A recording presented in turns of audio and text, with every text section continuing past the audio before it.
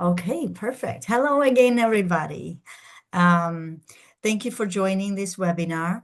My name is Nino Bitadze. I work at King's at Fisher College, and we have a very exciting webinar planned for you today. And we're excited to share some interesting updates from our institutions, but most importantly, you will get to hear from some of our students and alumni, and that's the part that we're really excited about. So I'm going to try and share my screen um, so that we can get to the presentation.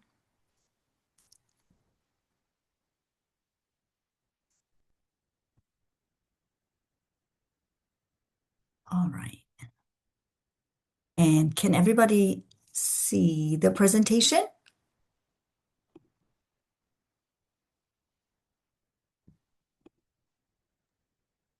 Yes, we see it. Okay, perfect. Thank you, Brittany. So the topic of our webinar today is Beyond the GPA, the Power of Extracurricular Activities.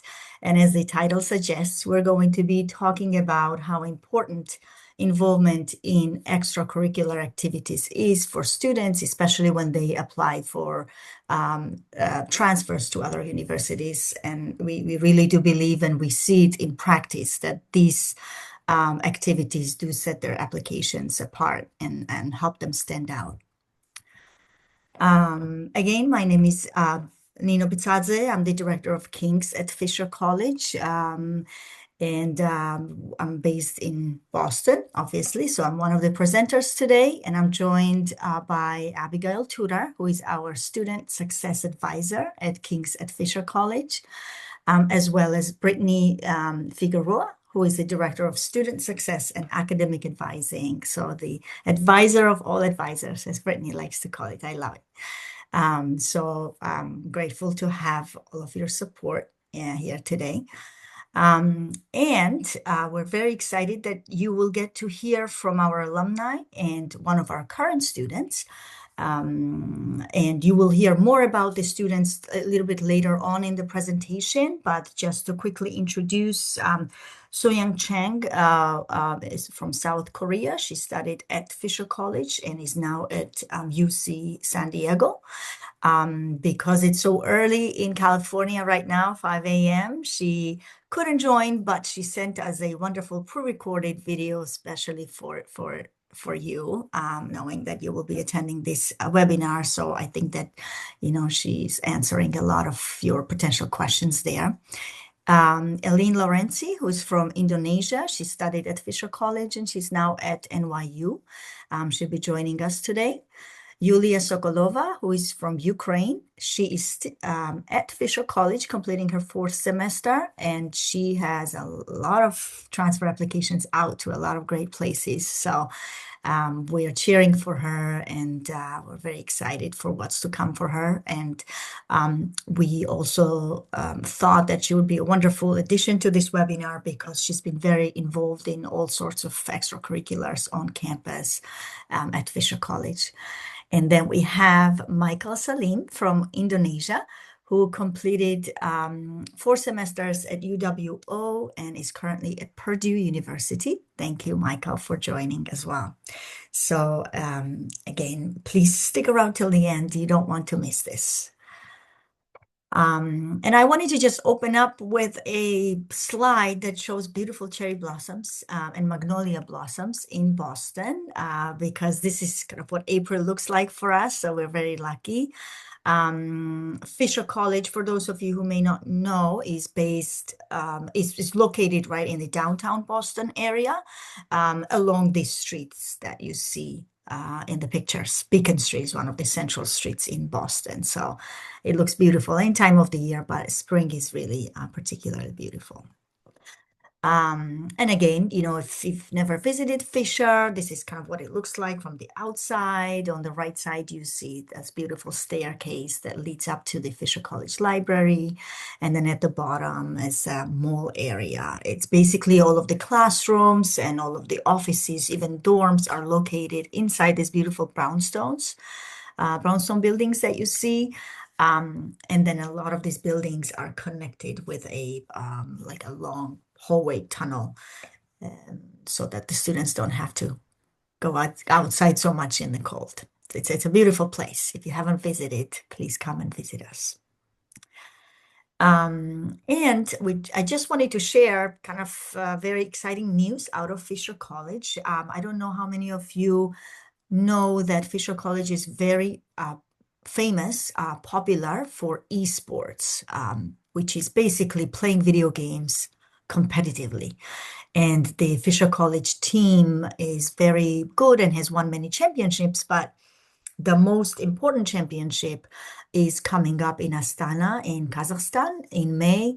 And this is Fisher College made history because this is the very first college team that has qualified for this international championship. So, the Fisher College community is very excited about that. There's a very high prize on offer, as you can see.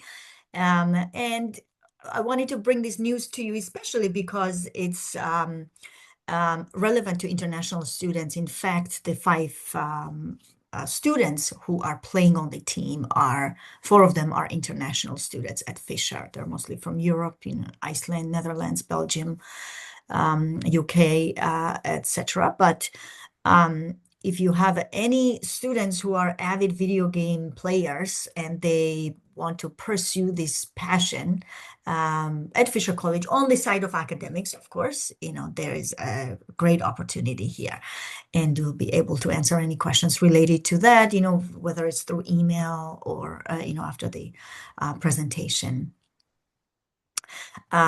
And these students, I understand that most of our parents, most of our students are very academically oriented. So, something I wanted to mention is that even students who play competitively on the esports teams are regular degree-seeking students at Fisher College. So they could be majoring in any of these fields that Fisher College offers. So it's academics plus esports. And then this is some of the majors that are offered at Fisher College, from criminal justice to IT. Cybersecurity is very popular. Business is very popular with accounting, entrepreneurship. Fashion merchandising is popular. So it's a great destination for students to start. And we'll talk a little bit more about our transfer model, but we're talking about these locations and our partner universities as a starting point. And we get very excited once students grow a little bit here and then move on to bigger and better places. So a little bit about our 2+2 transfer model. Most of you are probably already very familiar with this, so we won't spend too much time talking about this because I realize you all want to hear from students. At our partner university, students get enrolled. So during year one, students are enrolled. As freshmen, they take undergraduate degree courses. They study alongside US students from day one. So it's not a bridge program. It's not some of the credit courses plus English. It's fully credit-bearing course load, that they take. And most importantly, what sets King's apart is that we have on-site support office with student success teams at each of our partner locations that are there available for students to support from day one, whether it's course registration, navigating the US culture, or any kind of technical help, which then kind of progresses into help with transfer applications, etc. And this is all at no added cost to our student. It's part of our partnership with our partner universities. Year 2 and 3 is after 3 to 5 semesters is when students usually transfer out. And our goal is to have students transfer out to top 50 or top 100 university. And we guarantee that as long as they meet basic requirements in terms of their GPA and involvement in extracurriculars. We help students develop their profile to really become that top student and a compelling candidate for transfer through our King's expert student advisors. Year four um, is, what year three and year four is what they complete at the transfer university. So ultimately, of course, they receive the diploma from the transfer university. And some students are very surprised. It's something new to them that, in the US, at least, it doesn't really matter where you start. It matters where you finish, because your diploma is going to start from your final destination. And the key benefits of 2+2 model, we try to cover this as much as possible in very simple terms for our students when they arrive during orientation and throughout their time here. Number one is that it is much less competitive to get into a top university as a transfer student than as a freshman. Second of all is highly ranked universities often have large classes, which probably all of our students here today will attest to, 300-400 student auditoriums where professor may not even know your face or name at the end of the day, or at the end of the semester. But our campuses, our host campuses, provide a personal environment to help students get used to the US education system, where they can really be seen, really be heard, and really, you learn how to swim in a small pool before you jump into an Olympic-sized pool. Basically, that's probably the best analogy I can use. With the language proficiency, also when students come, obviously all students during their first year take at least 2 English classes at the college level. And many universities will then waive the English proficiency test requirement for as long as the students have minimum grade. Some universities C or C plus or B minimum in those English 1 and English 2. Or, if there are some universities that still require Duolingo, TOEFL, IELTS, SAT, etc., we do guide students with resources and we'll help them prepare for these tests as well. Essentially, it is the first 2 years at our partner universities is the time for the students to really grow and develop through the resources that are available to them, and through these very intensive in-person interactions with all of us as well as the faculty, to really build their case and build their profile to prepare for transfer. And of course, it could be very overwhelming for students to just start researching universities. I mean, looking up a list of top 100 universities is one thing, and then going into, deeply into what each requires and what will really make you stand out, and what you should highlight on your personal statement, things like that. It could be a really overwhelming process. And that's where we come in with our King Student Success Advisor team to make this experience less overwhelming and more supportive for our students. During year 1 and year 2, students have the opportunity to take general education classes as well as some foundational courses related to their majors. For example, for business, finance, and economics, students would take English 1 and 2, macroeconomics, calculus 1, public speaking, computer concepts and applications, financial accounting, principles of business law, intro to marketing, managerial accounting, etc. So laying a really nice foundation and preparing them for those high-level classes related to their majors once they transfer out.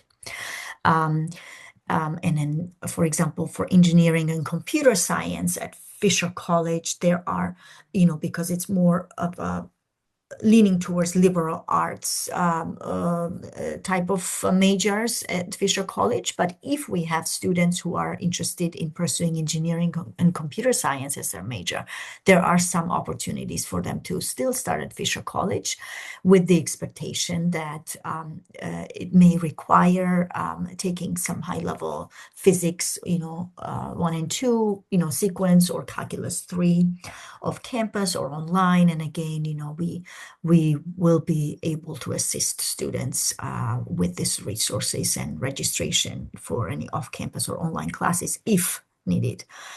Um, so these are these classes, and most importantly, when we recommend classes for the students, we keep in mind that we know the students are on their way out, after 3 or 4 semesters.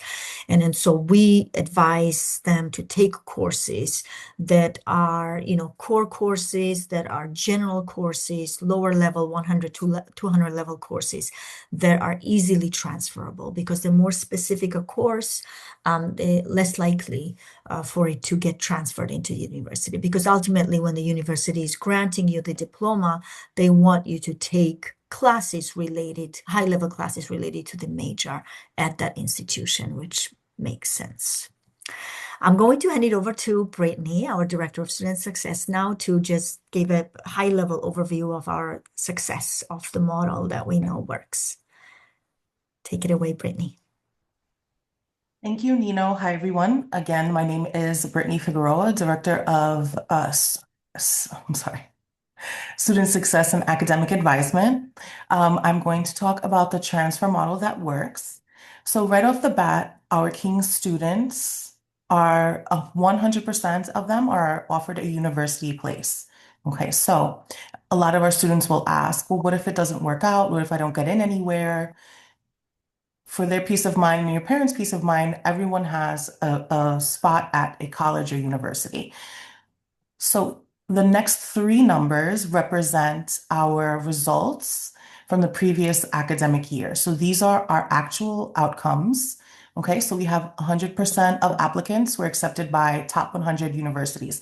This means that everyone who applied, they applied to a top 100 university and they received at least one offer. So out of those applicants, 83% of them applied to a top 50 university and they've received at least one offer. And then 85% of our students who have applied to Madison, they received an acceptance into Madison. So this is, it represents the work that our teams put into the students, right? The students are constantly studying and working very hard, and here are the results that they gain from the work that they do. And then, so now we're going to go on to our on-site progression advising. So this is what we do for your students on campus, physically on site. We are there for them on campus whenever they need. They have options to make appointments. We have walk-in hours, but we also do virtual appointments if that's needed.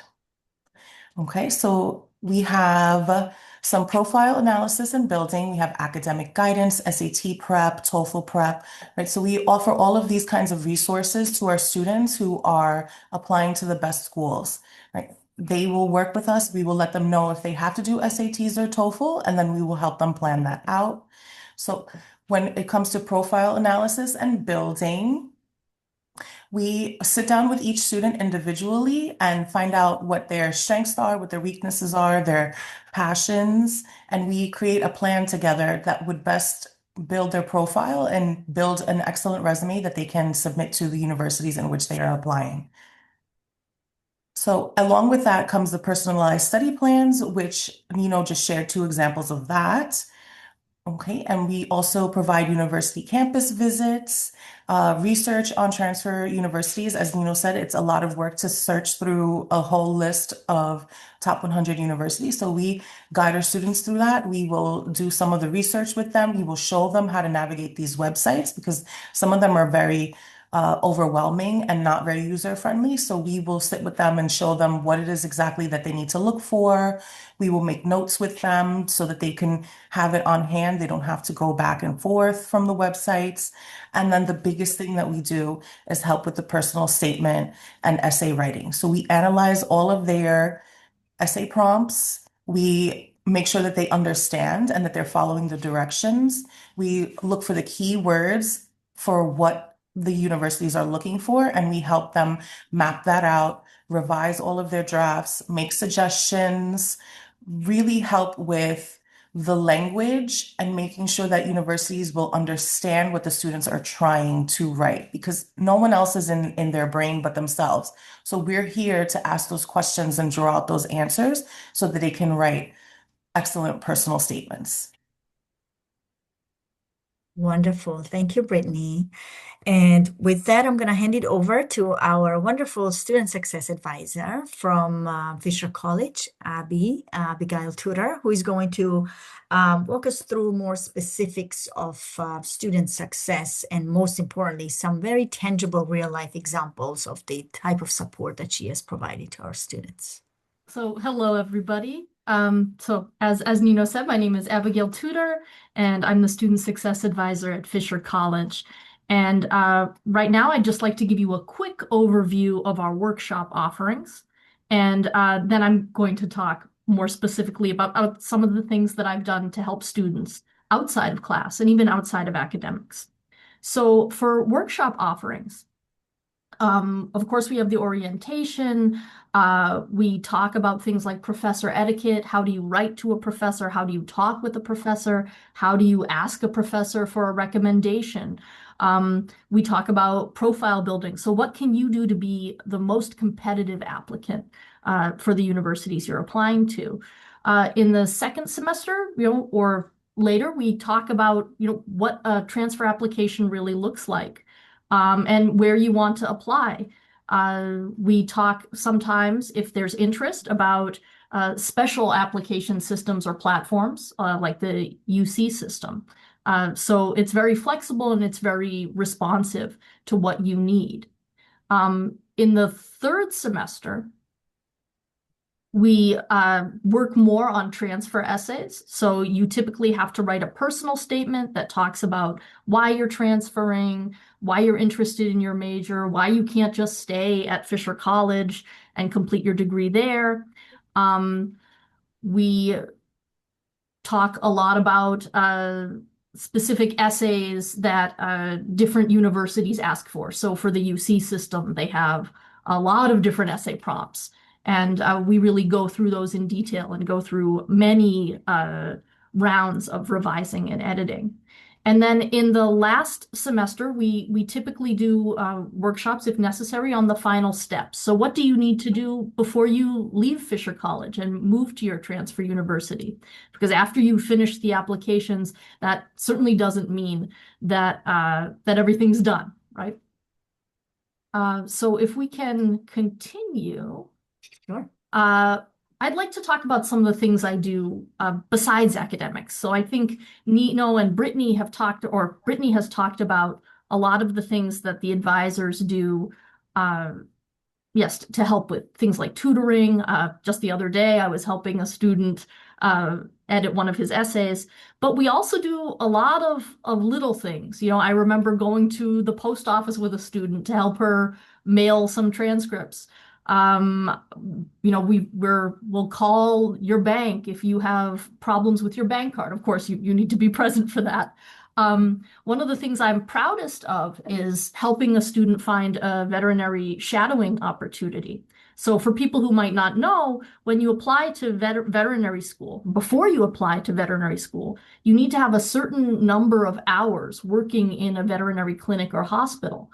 And I had one student who was really having difficulty finding a position in a veterinary clinic. And I was able to contact my vet.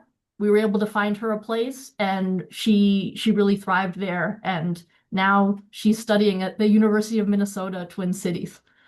I am from Boston. I was born in Boston. I grew up right in the area.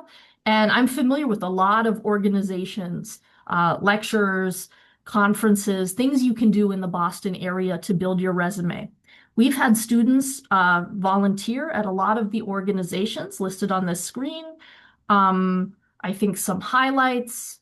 Well, I know some of you are going to talk about it yourselves, but the Prison Book Program is a program where you send books to prisoners. The Massachusetts State House has a tour guide program. We've had students work as tour guides and explain the architecture and the history of the building. Boston Partners in Education is a program where you actually go into Boston schools and help the teachers. I remember a student describing basically how it was just entertaining little kids. Um, and we've also had students do things like food drives. So Excellent. yes, there are many options in the Boston area. Thank you, Abby. Wonderful. I can attest to the fact that Abby is a walking encyclopedia of anything that's happening in Boston. She's a widely intelligent person. So we should call you just Ask Abby. Anything, any topic, but especially anything that's related to opportunities in Boston. We're just so lucky to have Abby in facing our students as this resource. Thank you, Abby, for your work. And I'm going to talk a little bit about Fisher College and clubs and organizations. Fisher College is a small place. Let's just put it that way. Everybody kind of knows everybody. And then so, the smaller the college, of course, it may not have this overwhelming number of clubs and organizations, but they are available, they are there, and most importantly, students have an opportunity as well to start a club. There is a biology club, which is one of the more popular clubs on campus for any students interested in science, and not even, you don't have to be pursuing science as a field. We know that one of the professors from the biology faculty is very much involved in this with the students. There's a Fisher publication, Charles Viewer. There's a Dungeons and Dragons club, if that's what your students are into. Community service club, the Common Good, criminal justice club, drama club, fashion club is actually also quite popular. They also have their own newsletter publication and do fashion shows and things. Film club where they film and edit films. And there's a Marco Club, Marketing and Communications Club, which one of our students who's here today, Yulia, is a part of. Again, faculty from marketing professor plays a big role in kind of guiding students during this club as well. Then there is Model UN, which was started by our alumna, Ellene Lorenzi, who is here today. Again, this is one example that, just because it's not there, you can always start it. There's a Pride Plus Club, Psychology Club, Robotics Club, Sports Management, Women's Empowerment Club, etc. In addition to that, at Fisher, there are some on-campus job opportunities for students. As you may know, international students who are on F1 visa and on a college I-20 are eligible for work only on the campus where they're studying. And typically that work is up to 20 hours a week. And some of the examples of on-campus job are resident assistant, when students kind of help enforce residence rules and live in the residence halls and assist students with housing issues. As well as Fisher store. There may be some opportunities as an orientation mentor in the admissions office, in the registrar's office, in the Fisher kind of a gift shop store as well. And a lot of these may sound like, jobs that, oh, I'm not even interested in sales or, a customer, working with customers or things like that. But it really goes a long way. And a lot of times it's not really about earning money, even if your students may not need that extra pocket money or credit towards their tuition. But it's really about demonstrating the ability to show up, take responsibility, to interact with your coworkers, right? And then to be able to manage time outside of your classes, outside of your main responsibilities as a student. And it goes a long, long way. In the US, it's a skill that's it just really cannot be overestimated. And with that, I'm going to hand over back to Abby to talk about one of our success stories, Soyoung Chang, and then we'll play the video that she sent to us. So I'm so excited to introduce Seoyoung Chang. She was an amazing student at Fisher College and she continues to excel at UC San Diego. So she's going to talk about some of some of her extracurriculars in her video, but I just want to highlight that she worked as a peer mentor for students in English 1. So if students were having any trouble in their freshman year, she helped them. Of course, she was an honor student. She helped with cancer research. She completed internships. She volunteered at an animal shelter. And at her new university, she's continued to go above and beyond. So she's actually working as a pedagogy and learning apprentice for a clinical psychology class. She's volunteered in clinics. She's part of the Korean English Language Exchange Club. And I think in recognition of her academic skills, she's received a global scholarship. So I'm really excited and really happy to introduce her, and let's take it away. Great, thank you.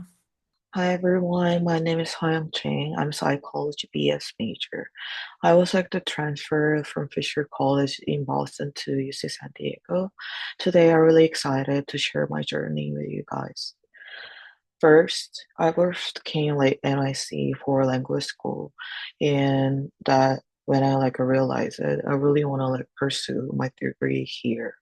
I actually decided to change my major from philosophy to psychology because I really want to like dive deeper into understanding human behavior and mental health. At Fisher, I tried to stay as active as possible. I was on the thin list and I joined the honors program, which really pushed me out of my comfort zone with the public speaking. One of the like coolest experience was doing pediatric cancer research with my biology professor using the math and biology to predict disease like risk correlates.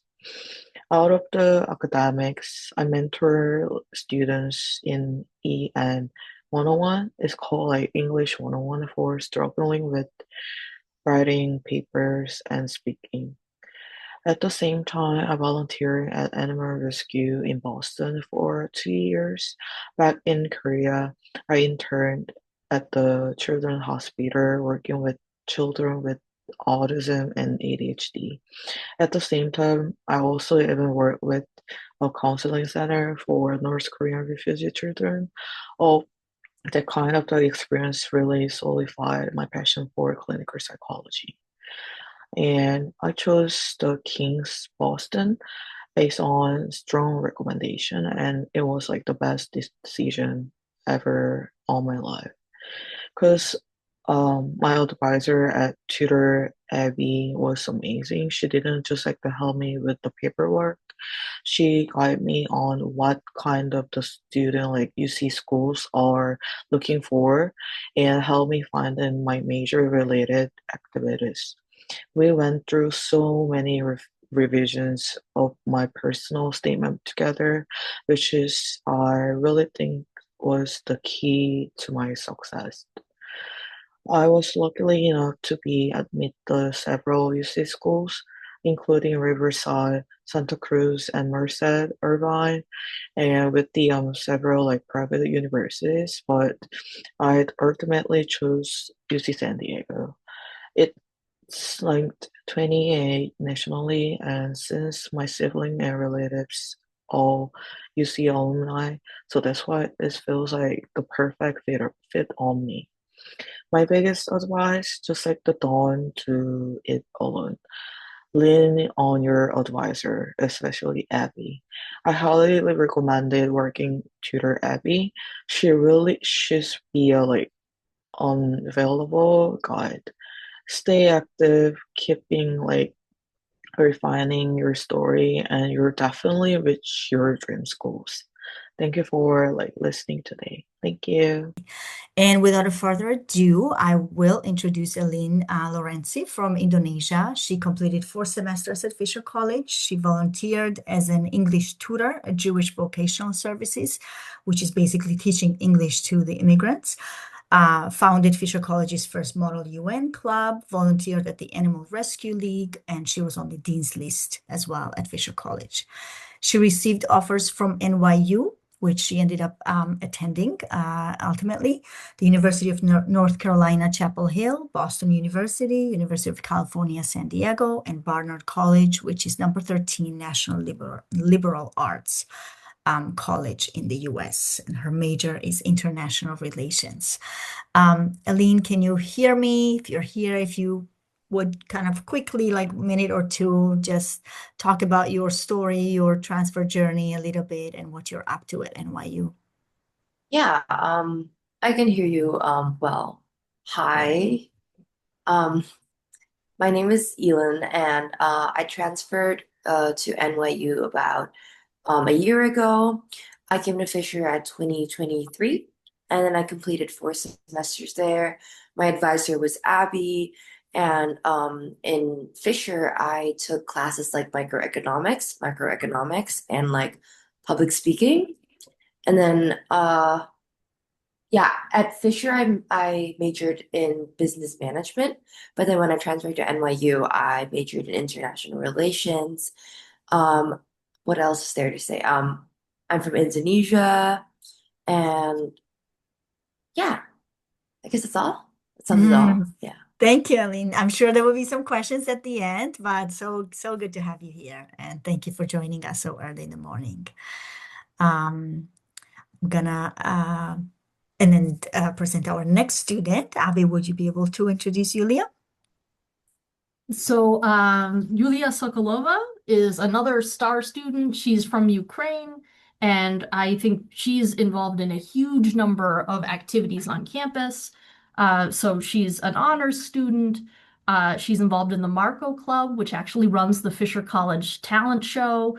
Um, she plays on several sports teams. She works as a resident assistant in the Fisher College dorms. She's also completing an internship at St. Petersburg Cafe in Newton, Massachusetts. So she is always on the go, and I'm so impressed at how she's juggling all of these responsibilities. She's applied to a lot of top universities, and we're waiting to hear back from Boston University, Northeastern University, New York University, and a whole lot of Ivies. But I know that wherever she goes, she's going to be very successful because she's really driven and a very impressive person. Yes, we're cheering for you, Yulia. Pressure is on. Thank you, Abby. And I will introduce Michael Salim, who is also from Indonesia. He completed 4 semesters at UWO. He was the president of the engineering club. He was a founder and president of badminton club, treasurer of UWO's Fox Student Association, head of communities activities board, and had an on-campus job at the UWO library, Barlow Planetarium. Michael received offers from Purdue University, which is what he's attending, University of Minnesota Twin Cities, and University of Wisconsin-Madison. And his major is nuclear engineering. Welcome, Michael, if you'd like to tell us your story a little bit more. So much for the introduction. Yeah, so as I stated, I'm currently a nuclear engineering major at Purdue University. And in my opinion, like UWO really helped me. Like this whole program in general really helped me in a sense that like you can just go to another country and it'll help you figure stuff out. Like you don't gotta figure stuff out on your own. And a lot of these big universities is honestly, yeah, like they don't really think, of course care about your GPA, but your extracurricular activities are like, well, actually what's more important. And the more I talk to prospective companies, like, like huge companies, let's say like Texas Instruments, or if you're into like the military, so like Raytheon or Lockheed Martin. I mean, they say it themselves. The recruiters say it themselves that like your GPA doesn't matter. It's what you do on the outside that actually cares. So, yeah. Thank you, Michael, for those insights. Wonderful. So I will go over to the slide, which opens it up for questions. And please ask away. You can put a question in the chat, or you can just, unmute yourselves and ask a question to any of us or any of the students. We'll be happy to answer. And our goal was to fit in everything, including presentation and question and answer in 1 hour.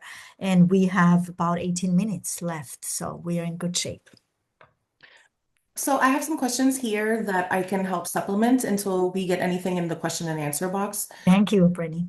So Ellene, when you were at Fisher College, how did you find, well, okay, first, what was your favorite extracurricular activity?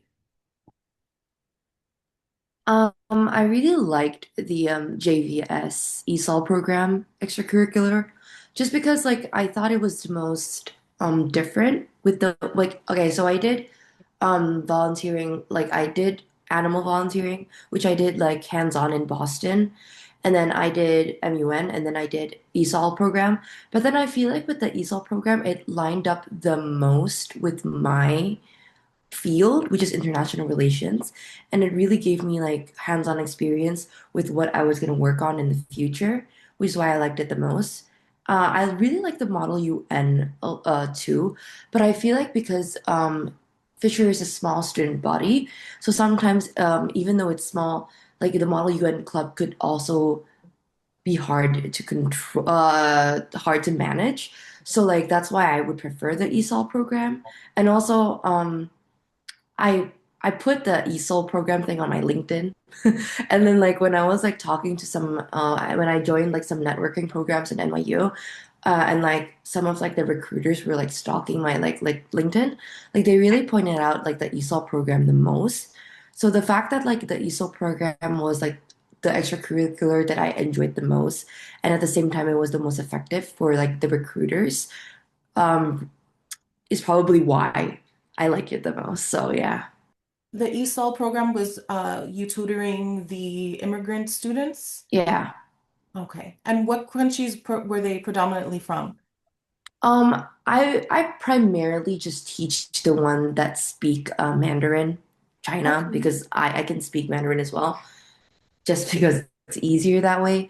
But I know for that program, most okay, so it's China. There's some people from Vietnam, and there's some people from New Mexico, if I'm not mistaken, and then there's some people from what is it called? The Republic of Congo, and then there's some people from Kenya. Yeah, but like basically countries that don't really offer a lot of English learning. Just they just get put in that program and they get assigned to a tutor that suits their needs the most. But yeah. And then how have you benefited? You said that there were people like networking. What kinds of things did they ask you, or were you able to join any kind of organizations or any kind of events because of it? Or was it just they're getting to know you and like keeping you in the back of their mind for any future opportunities? Yeah, just like keeping them back in the back of the on your mind because last semester was like last semester I just transferred in, so I primarily just like focused on really experiencing the campus life last semester. This semester I started like networking and everything, and hopefully I'll get a summer internship by the end of June or May. But yeah, just because like I feel like they ask like oh, like what experience do you have? Like what activities did you do on campus? I would also like to like just point out that I don't know about other universities, but for NYU, they don't really offer a lot of clubs or organizations if you're a junior, if you transfer in as a junior. Most of them gets offered to freshmen and sophomores. So unfortunately, I don't get to experience most of it. But I will say they do give a lot of like, networking opportunities and like I feel like even with like my classes, they like to invite like guest speakers and everything, and then you get to like network with them and everything, which is why like one of my like one of the guest speakers that got invited to my class, I really connected with him a lot, and I still send him like back-to-back emails and everything. And then when he mentioned like, oh, you worked on an ESOL program before, maybe you can do this in the future, and I'll hit you up if there's anything that correlates to this, blah blah blah blah blah. Which is why I thought it was like, oh, it's a good thing I did it back in Fisher. But yeah, does that answer your question? Yes, that's perfect. That's amazing. I'm so glad that it worked out for you in that way and that you made an excellent choice in doing that extracurricular activity. Okay, so Michael, my question for you is, do you think that there was an experience outside of the classroom that you use in your applications to really set you apart as a student? Yeah, that's a great question. So I was also an international student leader in King's. So I actually leveraged that in a way to say like, yeah, I'm really great at communications. That's basically what I said, right? Using like saying international student ambassador type of thing. Is that I'm really good at communications. I can talk cross-culturally. I can lead groups of up to 90. Like one time there was this off-campus event with all international students, mind you, with 90 students. It was a whole school bus. And I was doing that like by myself. Like I can say that. And I mean, I'm sure that the university like really saw that and just like, oh, that's something that he can do. He can lead huge teams of people. And I mean, that type of experience helped me a lot too over here because now I'm in the student union board in Purdue, and like I got approved for like a proposal for a 50K event next semester. So I'm pretty happy with that in my opinion. So That sounds amazing. yeah, thank you. So it's just stuff like that, it's just you gotta do stuff outside of your classrooms. And sometimes like when you want to do like big events and stuff like this, like you're not supposed to ask permission. You just do it. You just talk to people, right? And then it's honestly better to like ask for forgiveness later because things are not going to be done if you just keep asking for permission, in my opinion. So That's an excellent point. Yes. So it's really important that we stress to our students, which we have and we do constantly, is that opportunities aren't going to be offered to you. You have to look for the opportunities. And a lot of our students, especially coming in as first year students, they don't know where to look or how to start those conversations.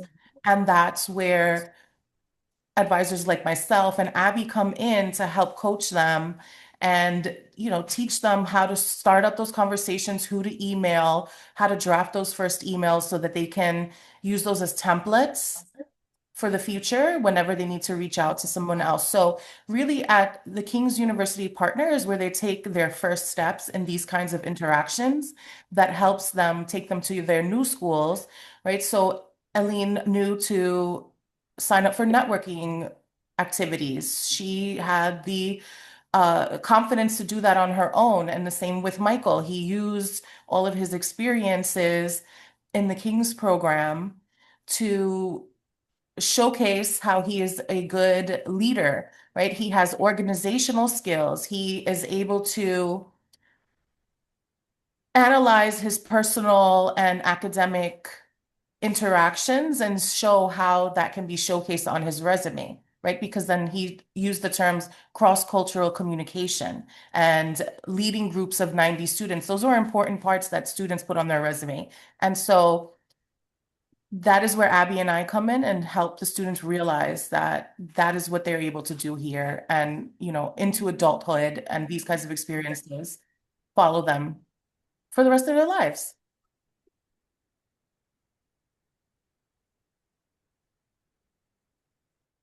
Excellent.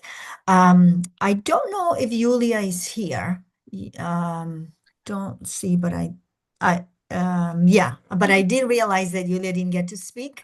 But we have some questions and there may be some questions for you. Yulia, if you're here, if you can hear me, I think it would be very helpful if you could kind of walk us through the step by step. How did you get that on-campus job as a resident assistant?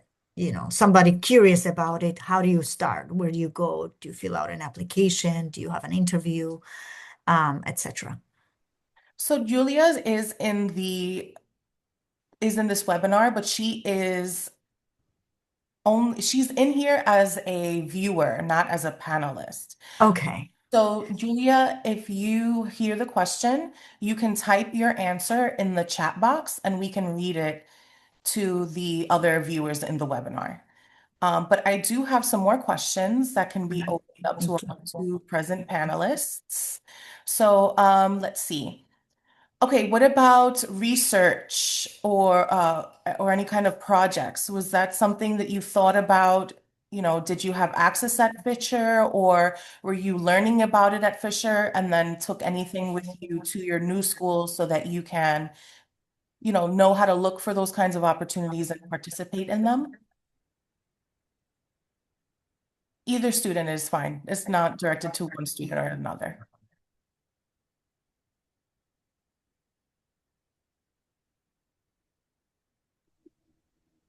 So in UWO, I wasn't familiar with any research opportunities that was available there, but it could just be that I wasn't looking because that's kind of like not where I'm intending to go anyways.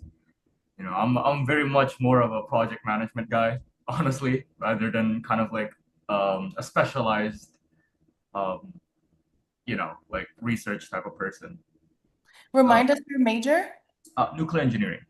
Okay, so so nuclear engineering is definitely a major where there's a lot of research involved, but for you personally, you'd rather put that part aside and I guess attack it from a different perspective. Like, in my opinion, right now, like seeing the people in my major, the biggest challenges are actually not the intelligence of the people doing the research. Oh, they're smart. They're so smart.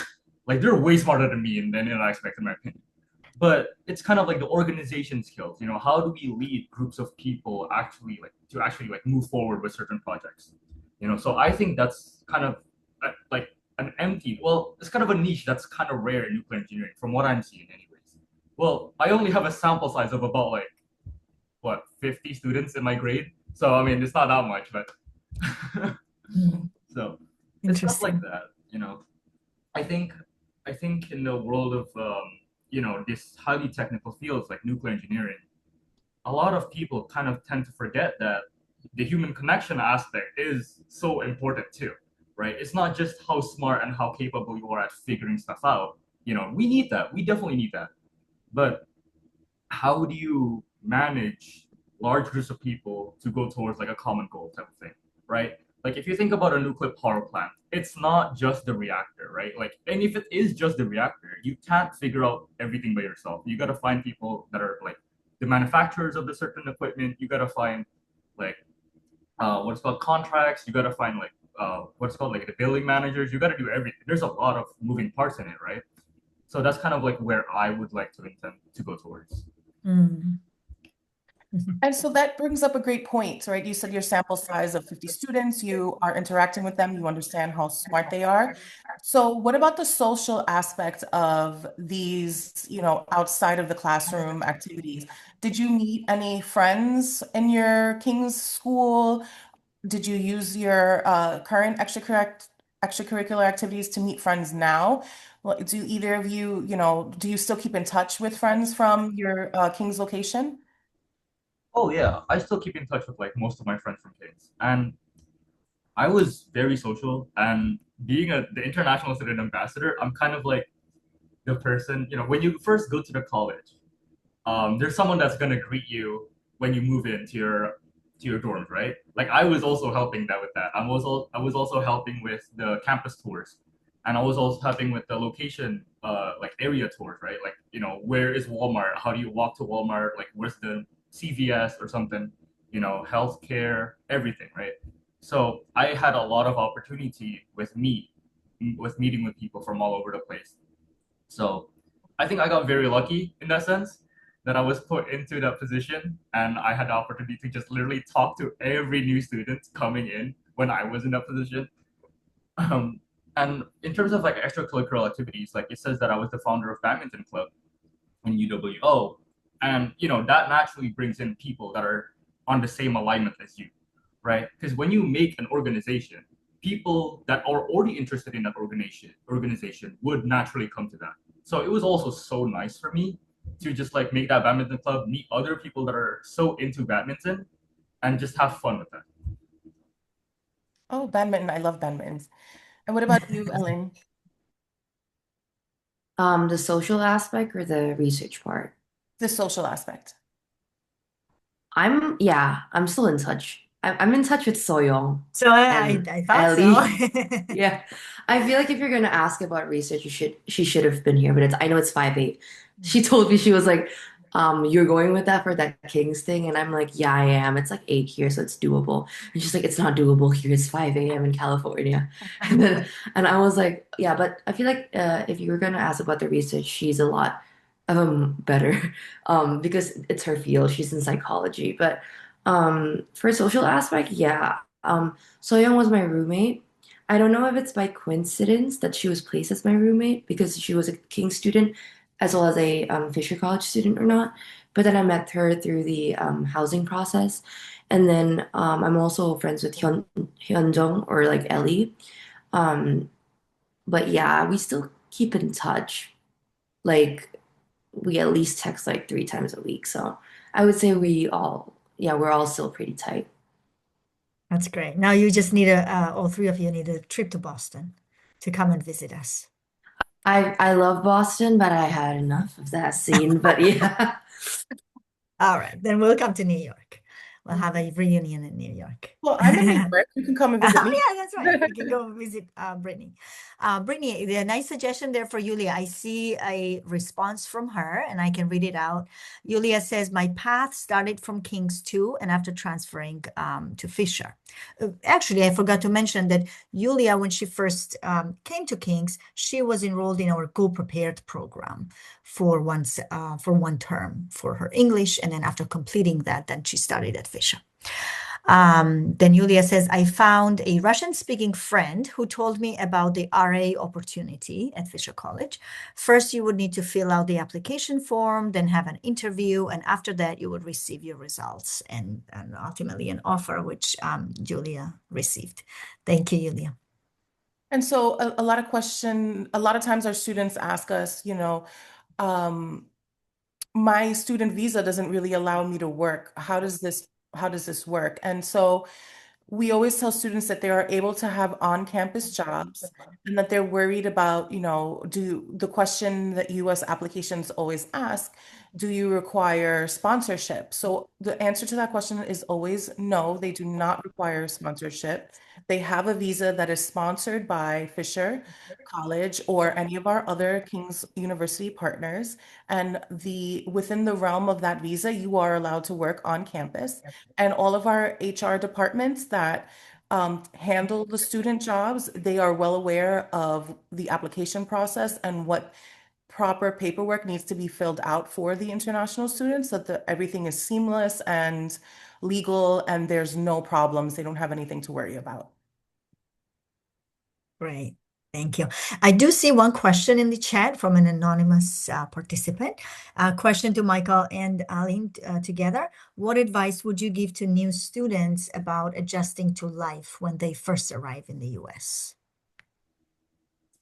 In my opinion, and this is gonna maybe be controversial, but don't talk to people that that like you guys have the same language. Don't do that. You're just gonna be stuck in that hole, in my opinion. So just talk to as much people as possible and don't be afraid. Let's say like if you're one of the most common insecurities that I found with international students is that their English, like they're like, oh, I don't know about my English. I don't know if I'm good enough to whatever, right? But honestly, you have to be in the mindset of like you're already an international student, and most of these people don't know anything past their hometown, right? Like you are already interesting enough. You don't gotta be so articulate. Like they want to listen to you, right? So in my opinion, just being able to talk to people from anywhere, from like US students, you can talk to, let's say like if you're from China, right? Don't just stay speaking with the people that know how to speak Mandarin, right? Go speak to Koreans, go speak to whoever, right? Whoever you're gonna meet there, because I think the value of this like King's program is honestly meeting people internationally and then you get to hear so many different stories. So, I mean, you don't have to do everything yourself, right? Like that's why Kings is here. Kings is here because they want to help you, and if you have things that you have question about. So, for example, I didn't know how to get my driver's license in the U.S. So I asked my King's advisors. I'm like, oh, how do I do that? And then they told me about blah blah blah blah blah. You got to do the test, whatever. And there you go. Like that's it, right? Like I think asking questions to people that know the area is so important too, right? Like I think that's just the most important part to adjusting anywhere, like in your life. Like let's say in the future you have a move in your career, right? Let's say you move from a different country to a different country. Well, you have to start over again. You have to like, okay, meet people around, go talk to the people that's around, and then they'll teach you, and then you'll get adjusted over time. That's my what I would say. Thank you, Michael. Ellene, any advice from you? Any words of wisdom? First of all, I would say good luck. Honestly, like, I would say like for everyone, the toughest semester would be like first semester freshman year, because that was my toughest semester. And I feel like when I open up about this to everyone else, they also like basically told me like the toughest semester is their first semester. Um, I think it's important for you to understand that um everyone feels like this, like because they're in a different environment for the first time in their lives. They're living outside of their home for the first times in their life. They're trying to adjust and make friends in a newer environment. And it's not easy. And I feel like, yeah, I would agree with Michael. I feel like you should really put yourself out there and really make an effort, because I feel like that's how I adjusted my life in the US. And like I feel like when I transferred to NYU, because I already did this like putting myself out there and everything in Fisher, it wasn't hard to do it in NYU just because I've done it before in Boston. And I feel like, yeah, I would agree to disagree with the part that's like, oh, I feel like, yeah, you should definitely make friends internationally, because you're already here in the US, might as well reach out and branch out to multicultural friends. And you also gain like a lot of insight if you make friends outside of your culture. And but I feel like if you want a sense of community uh, and like stability, there's nothing wrong with making friends inside of your community. Back then when I was in Fisher, um, in my freshman year, yeah, most of my friends were Korean, like Seoyoung or Ellie or Jaehee or like it's those other King students. But then I didn't reach out at all to my community back in Boston, but then the second semester I did reach out, and I feel like it made my experience a lot. It made me feel less homesick. So maybe reach out to your communities and then put yourself out there as much as you can, and really branch out. Yeah, I feel like just be patient, and like the worst is over. Like if you went through first semester freshman year and you find yourself in your second semester, I think you're fine. Like I think everyone just goes through that You phase. got this. Yeah. Thank you. You guys. Thank you. All right. So we are 6 minutes past our 1 hour mark. I don't see any more questions, but we're always available. You could email us your questions. Again, there will be a recording, link to the recording that will be available to you as well. I wanted to just go back to the presentation and pull up this slide here with our Instagram QR codes. And please follow us on Instagram. On the left side, you will see the UWO Instagram QR code, and on the right is King's Boston. We do try to share as much about our students and what we do, as well as transfer success stories, and just everyday activities. What like a nice window for you to have into what life is like in Boston and at UWO. So please follow us and engage with us, and we'll be happy to respond to any questions that you may have.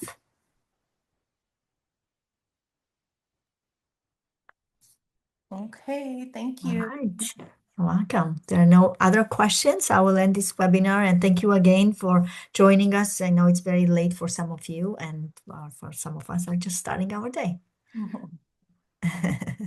Thank you, everybody. Thank Bye. you. Bye. Bye. Bye.